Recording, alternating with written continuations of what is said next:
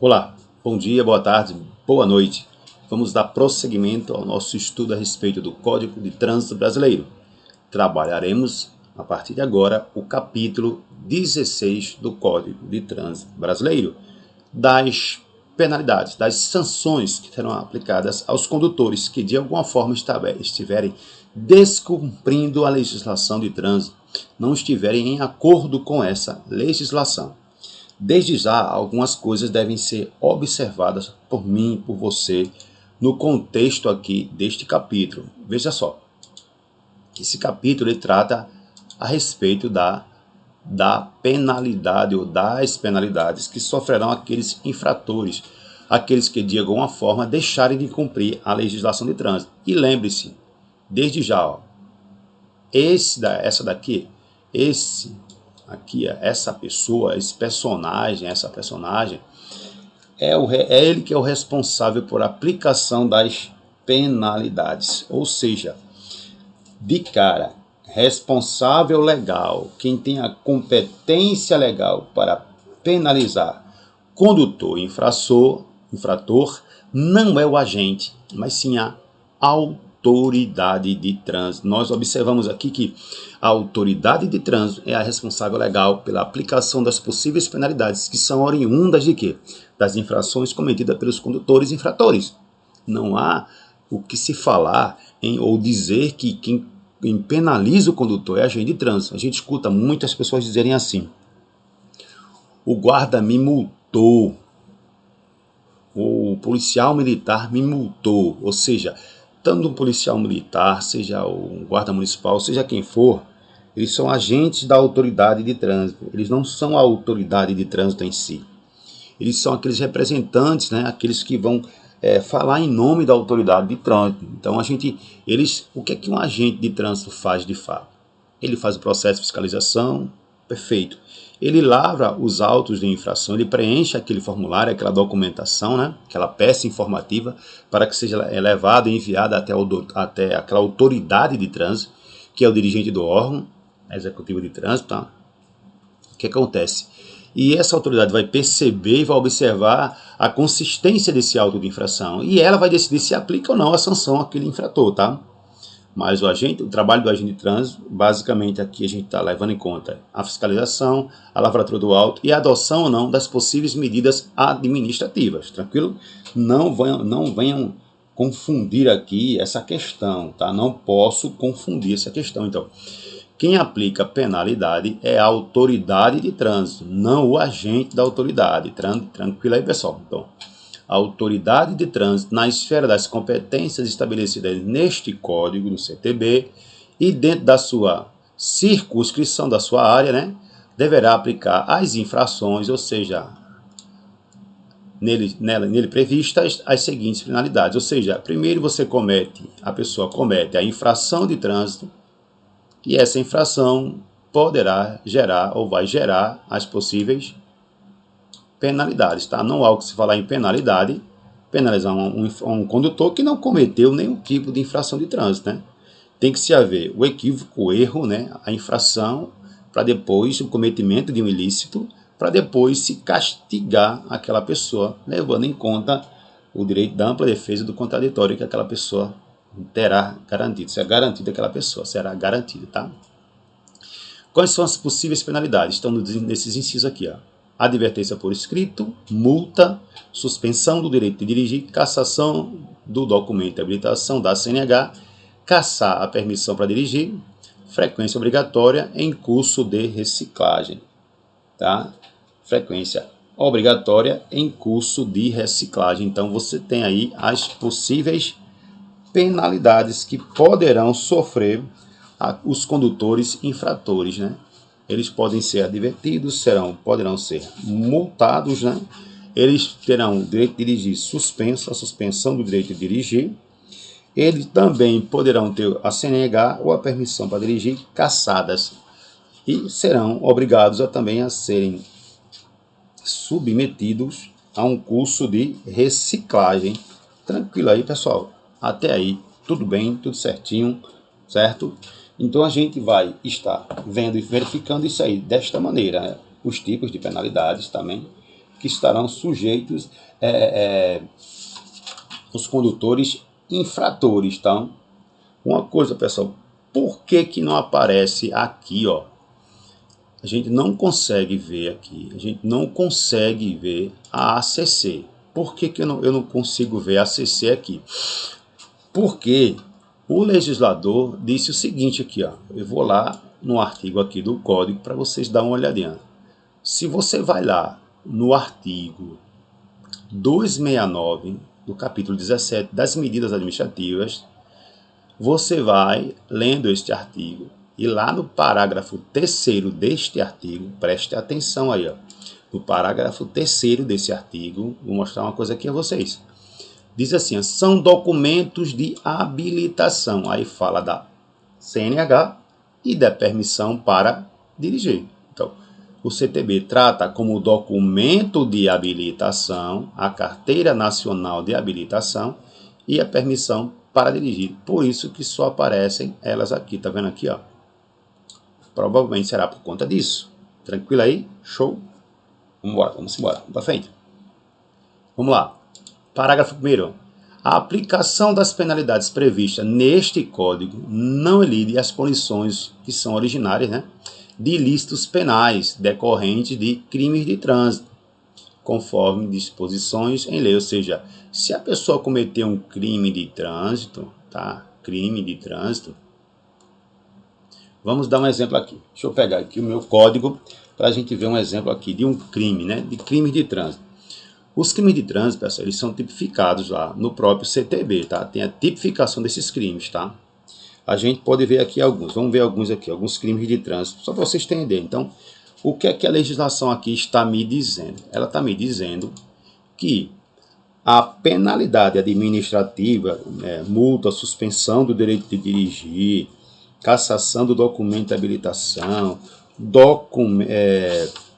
frequência obrigatória em curso e reciclagem, essas penalidades que a gente viu aqui, ó, tá vendo essa daqui, ó? Ele está me dizendo aqui, não vão elidir, não vão anular, né, as punições que são originárias, que advêm de ilícitos penais, de questões penais, tá? Decorrendo de uma questão penal. Vamos lá.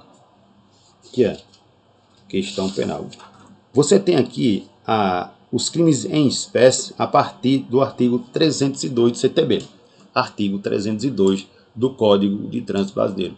O crime de homicídio culposo na direção do veículo, tá? Tem que ser um tipo penal, tá? Pessoal, teve uma situação aqui que a gente precisa entender, que o crime, às vezes, ele imagine que você pratica esse crime, que a pessoa pratica esse crime, por exemplo, aqui, ó, do artigo 306 de CTB, que é dirigir veículo automotor com a capacidade psicomotor alterada em razão da influência de álcool. Eu vou cometer a infração lá do artigo 165, que é dirigir sob influência de álcool, e vou, dependendo de como foi tipificada, né? Você sabe que tem uma quantidade, que a partir daquela quantidade de se a infração, além de infração, também é crime de trânsito, a partir de 0,30 mg/L, é isso, aferido em equipamento, devidamente regulamentado, tá? E sendo considerada a margem, né, máxima de erro permissível. Ou quando esse condutor se recusa a ser submetido e ele apresenta sinais, tá? Então ele comete o crime do artigo 306 do Código de Trânsito Brasileiro, entendeu? Então, ele vai cometer infração e também estará cometendo o crime de trânsito. Então, ele vai ser punido no artigo 165 e também no artigo 306 por conta do crime de trânsito que ele comete de forma cumulativa, simultânea, ou seja, ao mesmo tempo. Tranquilo aí, pessoal? Deu para entender isso aí mais ou menos? Então, nós temos aí essa questão dos crimes. Então, é isso que está me dizendo aí, tá, pessoal? Tá? Aumente isso aí. E também aqui você pode ver também a lesão corporal culposa aqui, ó. Condutor, o cara foi lá, se envolveu em uma questão de trânsito, um sinistro, né? E lesionou, né? Aí tem um crime, tá? É um crime, tem detenção, né? De detenção. Só que no parágrafo 2º desse artigo, veja assim, ele passa de a pena privativa de liberdade de reclusão de 2 a 5 anos, sem prejuízo de outras penas previstas neste artigo, se o agente comete a lesão corporal dirigindo sob efeito de álcool. Então ele comete a questão da lesão corporal na direção do veículo automotor, mas se ele tivesse uma influência de álcool, a situação vai agravando, tá vendo? Ou seja, ilícito penal também. Tranquilo aí, pessoal? Show de bola aí, sem problema nenhum. Então vamos lá. Então a gente viu aqui o parágrafo 1º. Parágrafo 3º. A imposição da penalidade será comunicada aos órgãos ou entidades executivas de trânsito responsáveis pelo licenciamento do veículo e da habilitação. Por quê, pessoal? Vamos ver aqui. Vamos imaginar que um certo condutor, ele cometeu uma infração, tá? Que gere uma suspensão do direito de dirigir. Vamos imaginar que a habilitação dessa pessoa seja de Pernambuco.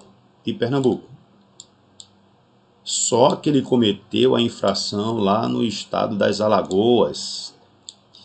Então, o órgão ou entidade de trânsito que fez a autuação vai enviar, não é isso?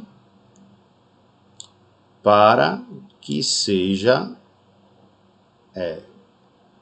informado ao órgão de registro de licenciamento do veículo e de RENAST, para que seja registrado na CNH, no RENAST daquele condutor do estado de Pernambuco, e assim também como no RENAVAN do veículo, né? Então, porque tem o RENAINF, o Registro Nacional de Infrações, e o RENAVAN, que são administrados pelo DENATRAN. Então, o DENATRAN vai haver essa interligação, então vai chegar a penalidade que ele cometeu aqui, vai ser enviada para aqui, para o documento dele de habilitação, para que ele possa cumprir a penalidade e a multa, por exemplo, será vinculada ao veículo, tá? A imposição da penalidade será comunicada aos órgãos ou entidade executiva de trânsito responsável pelo licenciamento. Por quê?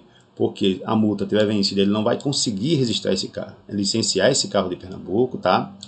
E de habilitação, se ele for uma infração cometida que traga, por exemplo, a suspensão do direito de dirigir,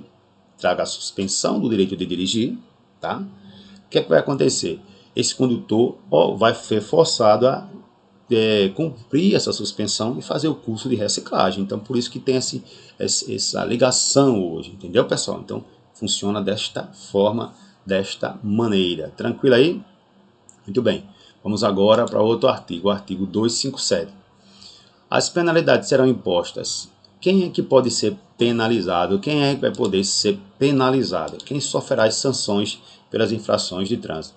O condutor, o proprietário do veículo, o embarcador e o transportador. Então, as penalidades serão impostas ao condutor, ao proprietário do veículo, tá? E ao embarcador e assim também ao transportador, salvo nos casos de descumprimento de obrigações e deveres impostas a pessoas físicas ou jurídicas expressamente mencionadas nesse Código. Tá bom? Eu tenho que estar aí que pode ser classificado condutor, proprietário, embarcador e transportador. Muito bem. Parágrafo 1º. Aos proprietários e condutores de veículos são impostas de forma concomitantemente as penalidades, né, de que trata este código, toda vez que houver responsabilidade solidária, os dois são solidários, em infrações dos preceitos que lhes couber observar, respondendo cada um de per si pela falta a ele atribuída. Tranquilo aí, pessoal? Show de bola? Então, o que é que a gente vai agora? Vamos avançar um pouquinho mais nesses conceitos aqui.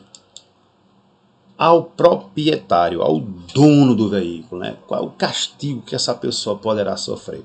Pessoal, o proprietário, pessoal, ele tem umas infrações que são responsabilidade típica dele. Quais seriam essas infrações? Muito bem.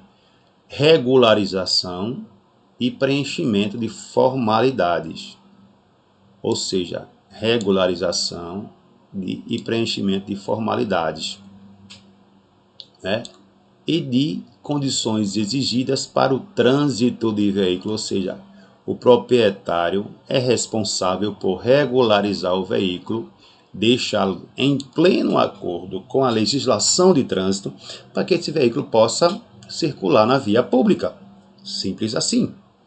Registro, licenciamento, equipamento obrigatório, estado de manutenção e conservação. Então, é isso por aí, inicialmente, tá? Em via terrestre. Aqui a conservação, não ter características alteradas, né?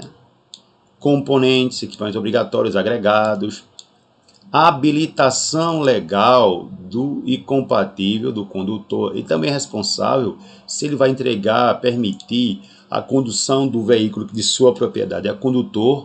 Esse condutor precisa necessariamente ser habilitado, né? Está com a habilitação ok, e essa habilitação precisa necessariamente estar em acordo, né? Ser compatível com aquele veículo, né? De seus condutores. Quando essa for exigida, e outras disposições que deve observar. Então aqui a gente consegue ver a responsabilidade típica deste proprietário, que tem a ver com o que, pessoal?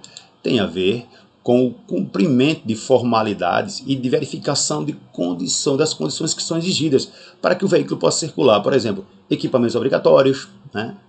Documento de porte obrigatório, não ter suas características alteradas, estado de manutenção e conservação desse veículo, habilitação legal e regular compatível daquele condutor para que ele vai entregar ou permitir a posse ou a direção do veículo. Então, o proprietário basicamente tem que observar essas situações, observar esses critérios, tá? São de responsabilidade dele. Se ele não observar essas infrações, são de típica responsabilidade desse condutor, né? Caberá essa responsabilidade a ele, tá? Proprietário. Vamos aqui. O condutor, em regra, esse condutor, essa pessoa que está com a posse, né, que está dirigindo o veículo, ele será responsável por quais infrações? Vamos lá. Todos os atos praticados, pessoal, na direção do veículo. Ao condutor caberá a responsabilidade pelas infrações decorrentes de atos praticados na direção do veículo, os atos praticados na direção de veículo automotor. Vamos dar alguns exemplos aqui.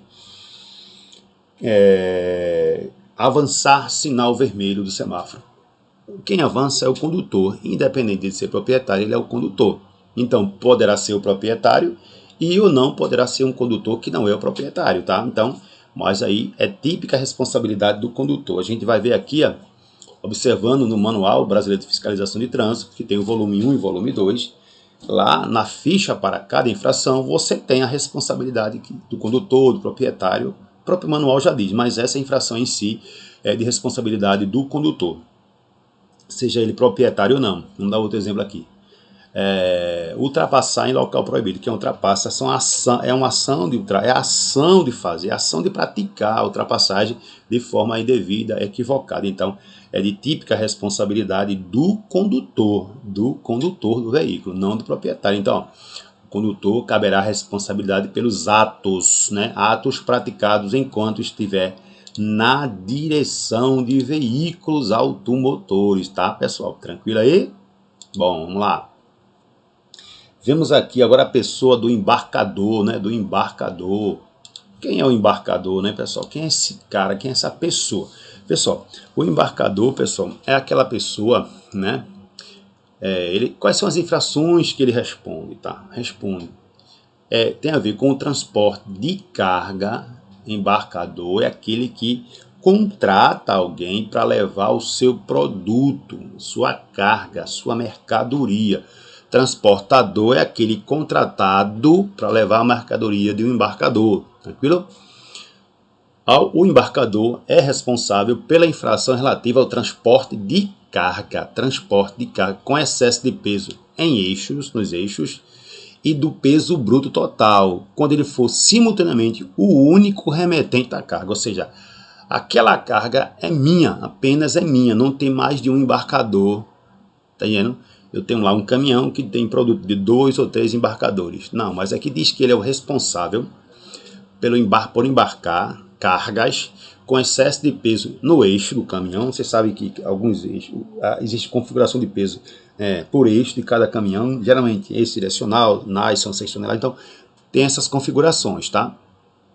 E o que acontece? Se ele for o único embarcador, ele estará cometendo a infração relativa ao excesso de peso nos eixos e excesso de peso no peso bruto total, se ele for o único remetente à carga. E o peso declarado na nota fiscal, fatura ou manifesto for inferior daquele aferido. Então, ele será responsabilizado por esta infração. Tranquilo aí? Show de bola? Perfeito. Vamos aqui. Vamos ver outra pessoa aqui, ó. Vimos a figura do embarcador.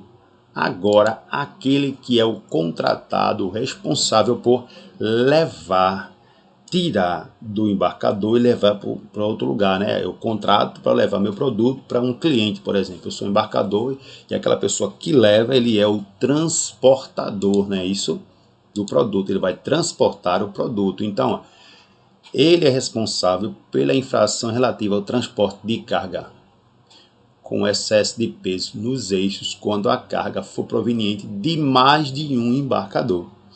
Esse transportador ele tem a consciência que ele está levando carga acima dos limites estabelecidos, né? E essa carga ela é proveniente de 2 ou 3 embarcadores. Então, essa carga ela vai ultrapassar o peso bruto total. Então, ele é o responsável por essa infração. Ou seja, o transportador é o responsável pela infração relativa ao transporte de carga com excesso de peso nos eixos, quando a carga for proveniente de mais de um embarcador, ultrapassar o peso bruto total. Tranquilo aí, certinho, show de bola aí, senhores, sem problema nenhum até aí. Embarcador, transportador, proprietário, né? Essas figuras aí, tá? Muito bem. E aqui, ó, nós temos que tanto o embarcador e o transportador, a figura do transportador e do embarcador, são solidários, respondem, né, solidariamente pelas infrações relativas a excesso de peso bruto total e se o peso declarado na nota fiscal, uma fatura manifesto, for superior. Tá? A gente viu a figura do peso inferior, né? E esses dois eles vão responder ao mesmo tempo, de forma solidária, eles pela infração que se relaciona, pessoal, a excesso de peso bruto total, PBT, né? Que foi declarado na nota, fatura, manifesto, ou seja, documento, né? Esses documentos, for superior. Ele declarou assim, ó, que tem uns mais na 20 toneladas, na nota, fatura, manifesto, e tem 25. Então, eles são solidários por esse excesso, por infração de excesso de peso, né? Que é tipificada lá no artigo 301 do Código de Trânsito Brasileiro, né? Com as regulamentações de como fazer a fiscalização, a pesagem ou por nota fiscal, que foi trazida pelo Conselho Nacional de Trânsito, CONTRAN. Tranquilo até aí, senhores? Muito bem. Aqui, pessoal, vamos lá. Quando não for imediata, aqui a gente já está no inciso 7, a gente está aqui no 6º, agora aqui, ó. Quando não for imediata, tá? Quando não for imediata, a identificação, não foi imediata a identificação, o principal condutor ou proprietário do veículo terá o prazo de 30 dias, o principal condutor ou o proprietário. Mas, Celso, o que significa aí quando principal condutor ou proprietário? Veja só, duas figuras aqui. Ó. Os proprietários hoje podem indicar um principal condutor, tá? Ele vai dizer, ó, o carro é meu, o veículo é meu, mas esse é o motorista que está dirigindo ele com frequência. Ele dirige ele, tá? Hoje é possível isso, a gente vai detalhar melhor depois, tá bom? Vamos lá. Quando não for possível imediata identificação daquele condutor que cometeu a infração, o principal condutor, o proprietário do veículo, terá um prazo de 30 dias contado da notificação da autuação. Ele vai ser notificado no endereço, né, de registro do veículo, para apresentação na forma em que dispuser o CONTRAN e, transcorrido o prazo, se não o fizer, será considerado responsável pela infração ou o principal condutor ou, em sua ausência, o proprietário, ou seja, cometeram uma infração com determinado veículo. Aí digamos que tenha a indicação de um principal condutor, será notificado esse principal condutor, e se ele não se manifestar no prazo de 30 dias, apresentando o responsável pelaquela infração, ele será considerado o responsável, né, pelo cometimento da infração. Se não tiver esse principal condutor, tiver o proprietário, a regra é a mesma.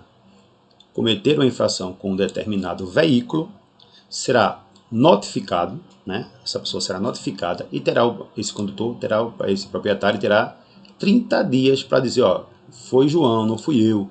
Se ele não fizer isso, ele será considerado o responsável pelo cometimento daquela infração. Tranquilo aí, show até aí, pessoal, sem problema nenhum. Então a gente hoje tem essa figura aí do principal condutor, né, ou do proprietário. Eles podem constar, os dois podem constar lá. Quando se verifica lá, né, que como é que diz? Cometeu sua infração, certo? Isso aí foi trazido pela lei 14.071, tá? O que é que me diz lá também, pessoal? Que após esse prazo, se não for feita a identificação desse condutor infrator, eles serão considerados responsáveis pela infração. Vamos ficar por aqui, certo, pessoal? Voltaremos na aula seguinte, a partir do parágrafo 8º, e vamos transcorrer a respeito do capítulo 16 do Código de Trânsito Brasileiro. Até a próxima!